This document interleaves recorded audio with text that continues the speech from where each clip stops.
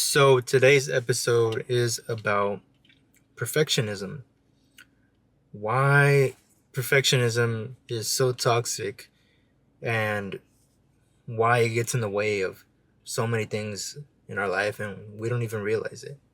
It's like I'm I am filming this while I'm in my car just to prove this point where it doesn't have to be in a studio. It doesn't have to be in my dedicated space to record, which has been, my room or wherever it may be. It doesn't matter where I record as long as I get it done right. So, like right now, I'm literally waiting to get my haircut, and there's a big line. So I decided to just come in my car and record the next podcast episode. It's not perfect by any means, but I know before I would have used that as an excuse. Well, no, there's the lighting is not good. I'm gonna be in my car. That's weird. Or people are gonna look at me. That's weird. And yeah, maybe people are gonna look at me. Like there was a guy that was next to me that was cleaning his car, and there's people coming in and out of the barber shop, right? And people are just gonna look at me and be like, "Oh shit, that guy's recording," or "Look at that guy, look at this wannabe influencer," whatever. People are gonna talk, so let them talk. Let's also talk about perfection within ourselves. How many of us? I'm big on self improvement, but there comes a time where self improvement can become a little toxic in the sense that how much is enough? You're never going to be happy until you accept that what you have in your life is enough, that you're content. Maybe not content, but you're grateful. That's a better word. You got to be grateful with what you have in your life and grateful about the qualities about yourself. You can improve on them, but don't seek perfection because nobody's perfect, right? Nobody is perfect. So stop thinking about that. And I think some of us compare ourselves with other people's lives on social media. And you might think, oh, but their life seems so perfect. Like, look at them, they're traveling the world. Or a lot of girls that I have spoken to compare themselves to women online, these like Instagram models, and then they feel bad and insecure about their how they look, about their body. And that's a toxic mentality that you just need to get rid of. And for us guys, how many times do we look at other guys online that have fit bodies, that are more muscular, that are more leaner, and they're living a better lifestyle than we are, and we feel bad about ourselves because we're seeking that perfection, because we're seeking that perfect lifestyle. I know I want to achieve a better lifestyle, but I am happy where I am right now. That does not mean that I'm not going to stop trying to improve, but it's just that mindset that really messes with your mind. The idea of being perfect, the idea of perfectionism. And what's funny is that we all subconsciously know that nobody's perfect, but yet we still try to achieve it. We still look for it. We still look for that perfect partner. We still look for that perfect show that we want to watch. And going back to seeking perfection in a partner, you're always going to find flaws in your significant other.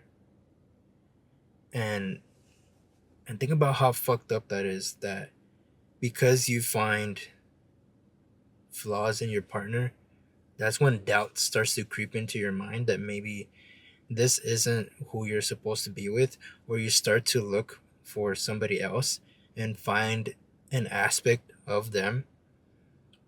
Find something in somebody else that your partner lacks or doesn't have. Like, that's really messed up to think about. Now, again, with a grain of salt, if it's something really important, then by all means. But if it's something like you're being nitpicky, like maybe, oh, my significant other won't go to a Dodgers game with me. They won't go to see baseball or hockey with me, for example, because your significant other doesn't like that at all, or maybe your significant other doesn't like anime, and that really pisses you off. And then so now you start to wonder, let me find somebody who does like anime, who does want to go to a baseball or a hockey game with me. And then you're like, you know what? I don't think they're tall enough for me. And you know what? I don't think they're my ideal type. I don't think I wish they were a little bit younger. Each person has little things that bothers them about them. And then what'll happen is you go and you find those specific qualities in somebody else, and you leave them because you find somebody that finally has those qualities that you were looking for, that were missing in that person. But now this new person that you're dating is missing a lot of the great qualities that your previous partner had. So it's really important to think, what are the things that really matter about finding a person, and don't trade those things that really matter for something shallow. For a girl, like maybe they'll trade a great guy in favor of a taller, more muscular guy, because of the sex appeal. But then that guy will treat them like crap. At that point, they're screwed. They start complaining about men. And then from a guy's perspective, a guy will trade his girl because maybe she doesn't have the body type that he wants. Maybe she's not as young as he would like her to be. Maybe he doesn't listen to the same music. And the point is that we trade these things that might not be the most important, but because we seek perfection, that interferes with our daily lives. We go to the gym and we don't see the progress that we want, so we stop going because we're seeking perfection and we want results fast. Like, that's not how it works. Things take time. And because we seek perfection and we want it now, that's a really toxic mentality. We got to stop doing that. So I want you all to think about an area of your life, because I know we all have one, where you've been seeking perfection, and because of that, something didn't get done. Or maybe you made a decision, maybe you passed up on a job that was really great, but you passed up on it because it wasn't perfect, or whatever it could be. There's so many different things that this can apply to. I want you to think about an area of your life where you've been seeking perfection, and think, are these things that I'm criticizing about valid, or am I just seeking perfection? Because if you're just seeking perfection, then you got to get yourself out of that mindset and appreciate what you got in your life. We're all more blessed than we think. We can all walk. Unless you're watching this in a wheelchair, I'm sorry. But the point being is, like right now, I can walk. I have a car. I'm in good health. And that's a blessing. I may not have the body that I want to have right now, but I'm not going to get caught up on perfection. I may not have a big YouTube channel how I want, but I'm not going to get caught up on perfection. I might not have a studio to record. I might not have a studio to shoot with my photography business. My business might not be where I want it to be at, but I'm grateful for the gear that I have that I've earned over the years by saving my hard earned money, nothing has been given to me. So the problem with perfectionism is that things don't get done because you want everything to be perfect. I have had a big issue with this. That is why I literally have a sticky note on my desk that says, perfection is the enemy of completion. And I literally look at that like not every day, but I look at it very often because I catch myself slipping back into that mindset where I won't complete something.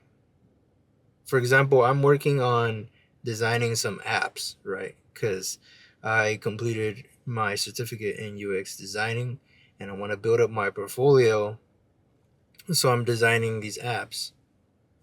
And sometimes I would catch myself thinking, no, I can't move forward because this isn't perfect, or like this isn't how I envisioned it. And then I look at the sticky note and I think, yo, like, I gotta let go. We all have this idea in our minds of how things are supposed to be. It's a fiction that's in your head. That's the word I was looking for. It is a fiction that's in your head, and it gets in the way of reality, of creating something real and tangible in your life. Once you dig deeper into somebody, you realize that each person has something that they wanted to do, but they didn't go after it because they thought they weren't good enough. Someone that I know wanted to pursue a career in music, in sing. They wanted to sing, and they said, "Oh, I just don't think I have a good voice." If you think about it, not everybody in the music industry has a good voice. You know, there's auto tune now. There's producers now. There's so many ways that if that's really what you want to do, you can go for it. Anything that we do, we seek to criticize. If we go out to eat, you find something to criticize about your plate. If we go somewhere, you find something to criticize because you expect everything to be perfect. And you got to stop doing that. You got to be grateful. You got to flip that perspective. Before focusing on the negative, focus on the positive. Focus on the good things. Then you can criticize. I mean, criticize sounds like a bad word, but give constructive criticism. But don't criticize just to criticize because it's not perfect. Give constructive criticism on how something can be better, how you can be better. Take that advice, take that constructive criticism, and move on. But don't get caught up on the idea that everything has to be perfect, because that's why a lot of us don't do much, because we think that we're not going to be good enough compared to others. But nobody's perfect. It doesn't have to be perfect. It's like right now I'm going to be recording podcast episodes and releasing them, and I know they're not perfect. I know they're going to be far from perfect. And I don't mind that, because at least they're going to be out there. At least I'm going to finally be putting content out there instead of having it just be ideas on the Notes app on my iPhone. Instead of having it be something that I just wrote down in my notebook. It's finally going to be out there. It's not going to be perfect by any means necessary. Right now, I'm recording in my car. I have sunglasses on because the glare is bothering me. There's a dude next to me who's checking his toolbox for the last 20 minutes. But that's just so you can see that once you get over that, get over yourself, get over the idea of perfection, and you'll learn to enjoy life and yourself a lot better.